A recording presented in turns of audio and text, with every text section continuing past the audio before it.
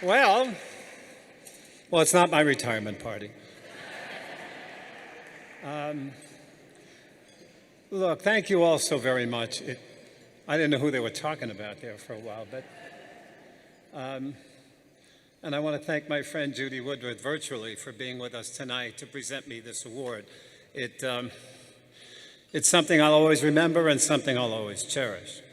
You know, I know that most people, when they get an award like this, say that, they're humbled by it and they may not even deserve it. Well, I can tell you right now, I'm right there with them.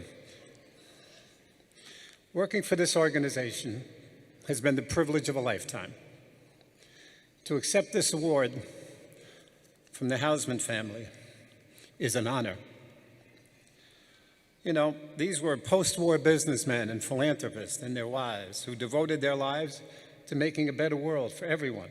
They founded hospitals. They raised money and awareness of the plight of Jews in the Soviet bloc at the time. And they founded an organization to find assistive devices and medical care for kids with cerebral palsy. Three brothers.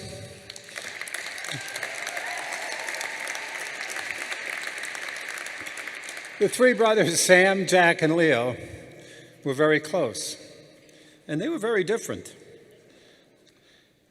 Sam was the political insider. Jack was the glad-hander and the fundraiser. And Leo was the operations guy, or that's what we led him to believe. He was impulsive a little bit by nature, and he made decisions quickly, and he never met a risk he didn't like if he thought it would help someone. Drove the others crazy.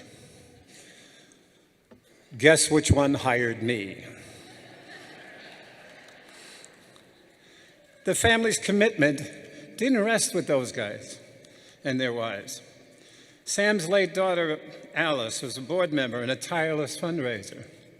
His granddaughter, Helene, who's with us tonight, founded and raised funds for our Assistive Technology Center, which bear his name.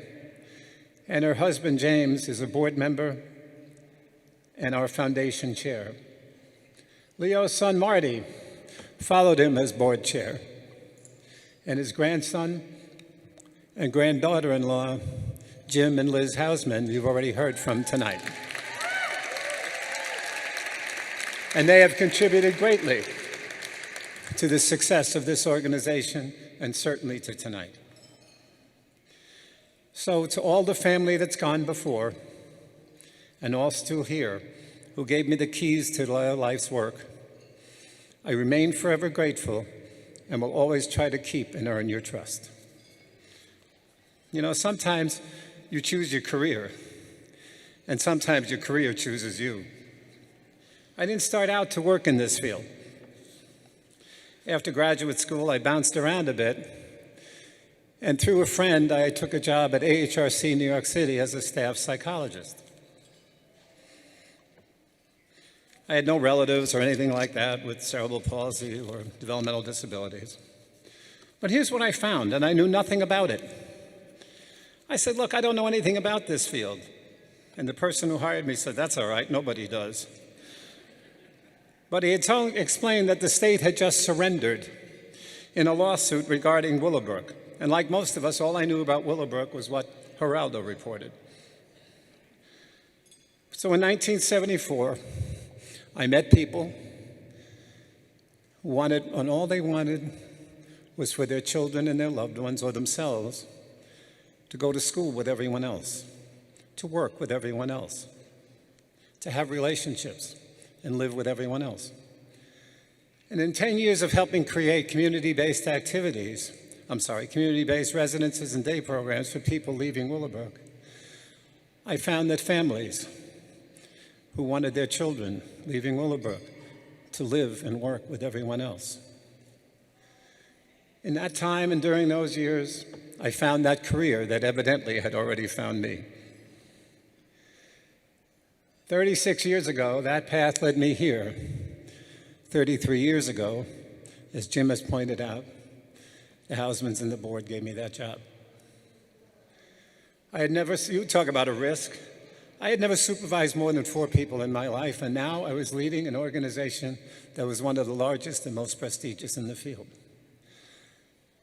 John Adams claims one thing. He claims that there are 2 types of people of value: those with commitment and those that require the commitment of others. And that's something I think I have been fairly successful at.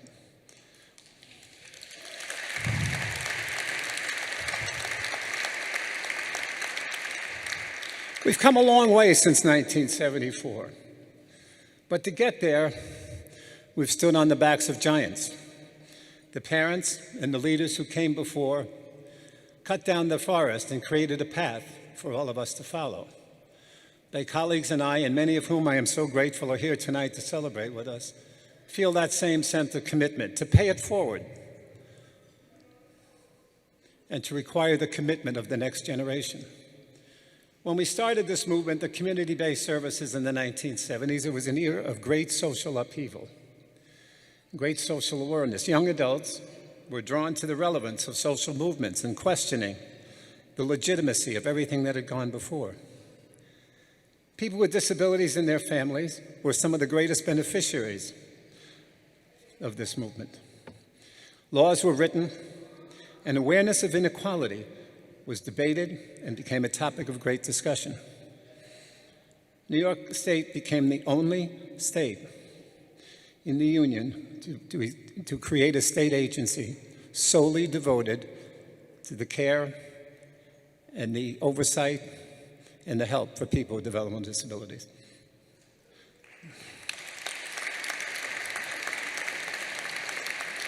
But like many movements, the flame dies sometimes, and the accomplishments get a little stagnant. In the ensuing decades, the attitude of many was that we had had our time. The system of services and progress had become too expensive. Finger-pointing replaced collaboration among us and our funders. While progress never really stopped, it certainly had slowed just a little. But here we are again, in an era of great social upheaval. People are no longer asking for equality and social justice. They are demanding it.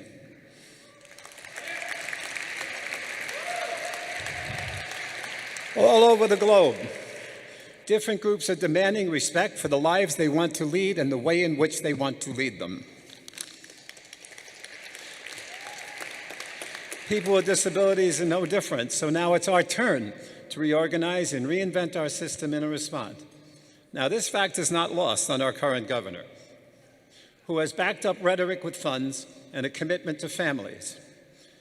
She has appointed people in her administration capable of enacting a broad array of reforms and aimed at leveling the playing field and helping all of New Yorkers. We are privileged tonight to be joined by Governor Hochul's newly appointed and recently confirmed Commissioner of the New York State Office of People with Developmental Disabilities, the Honorable Kerry E. Neifeld.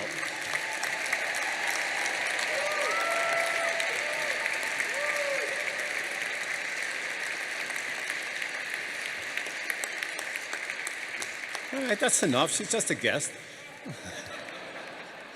We pledge, welcome. We pledge to you our support and our partnership, and we wish you Godspeed on your journey. The one thing that has always been true here at ADAPT is that regardless how large our service area gets or how many people we serve and support, we will always move heaven and earth to help just one person. Truthfully, there have been times we have failed, and that's what makes us successful. Johnny Miller, some of you may know, is a retired professional golfer, and a very good one, who later became a TV commentator for the PGA Tour events. Where's this going, they want to know. He was known for his very blunt and acerbic commentary. Casey Martin was, at the time, a marginal professional golfer who was Tiger Woods' teammate at Stanford. He was also born with a disability that has affected his ability to walk long distances. The governing body of the Professional Golfers Association refused his request to ride in a cart, claiming it gave him an unfair competitive advantage. So he sued them under the ADA. He was playing in a tournament for which Miller was a broadcaster in a group on TV at the time. Speaking about Martin, Miller said, "I never thought people should be admired for what they've accomplished. They should be admired for what they've overcome. People with disabilities and their families deserve this award far more than I do. But as importantly, so do the direct service professionals here at ADAPT and at every other agency.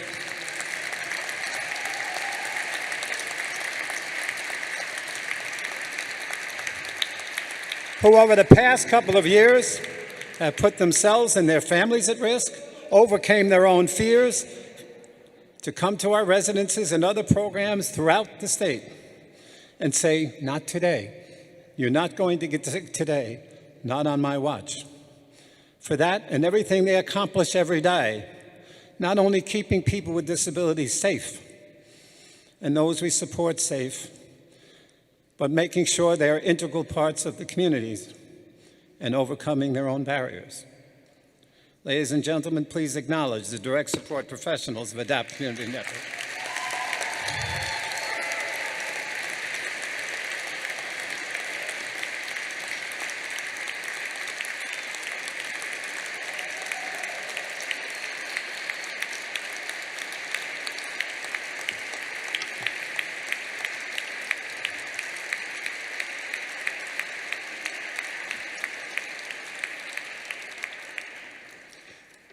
None of this is possible, and there's a whole bunch of people that they're with that want to party, too.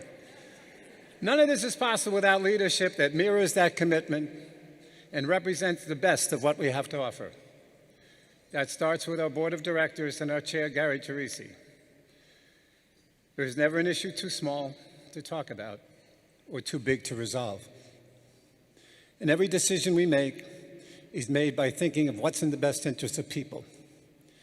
It's because of your support that we've been able to be successful at all in fulfilling the mission. Thank you.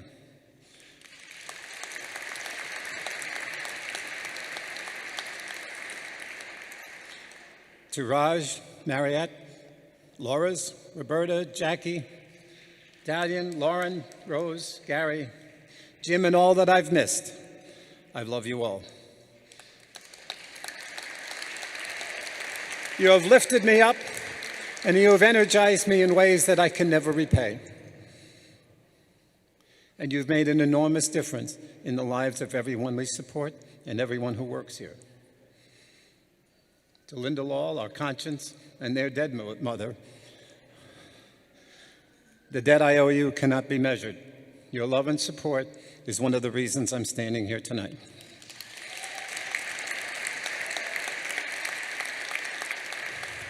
To my children, Beth, Brian, Caitlin, and Patrick, I am so proud of the people that you have become, and for my 4 incredible grandchildren. I'm grateful for your love and support, as I surely know you are for mine. By the way, for those of you with young children, that never ends. I just want you to know their support is so great, it was summed up recently by my son, Patrick, who said, "You know, you're still pretty cool." And so clueless all at the same time. I'm also glad you're all successful enough to take care of me when this gig ends. To my friend Tamsin Fidel and all our friends at Pix 11, thank you for being such a big part of our lives and for telling our stories for all of the New York metropolitan region.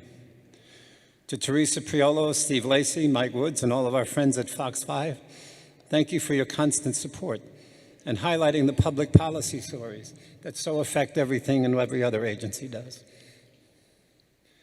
To Susan Lucci, who could not be with us tonight, we will be with you soon, and thank you for being a great member of our family. To Deborah Roberts and Al Roker, who always say, "Sure, we'll help," and who continue to grace us with your participation every year. Our gratitude is enormous. To our new friend, Willie Geist, thank you for being here and for being a new part of our family. To our old friend David Muir, we are honored to call you friend and hope you stay safe as you travel to every dangerous zone around the world to bring us firsthand perspectives. To Carabuono, your commitment to us and the folks we support is remarkable. Thank you so much for always being there. To Ali Stroker, who has always been such a key part of our family and who, because of that, even after you became one of the most sought-after stars in the country, said yes.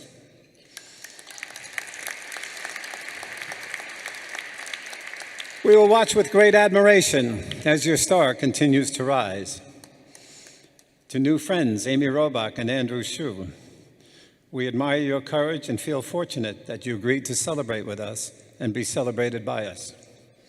New friends are always welcome at our house. To LaChance, your talent as a performer and courage as a woman make you an incredible role model for women everywhere.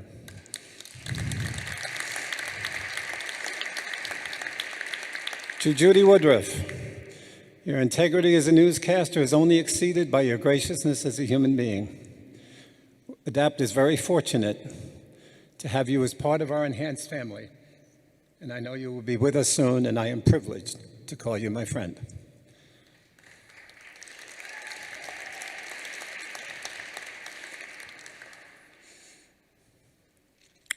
For all of us here, and for my friends and colleagues who've come with us to be here tonight, I can't tell you how much I admire you all and I'm very, very grateful to be part of the movement that you so greatly lead and we so greatly participate in.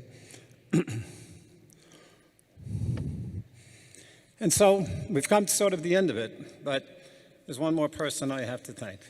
And I want to thank Carol Matthews. I hope you're as proud of me receiving this award as I am privileged to receive it.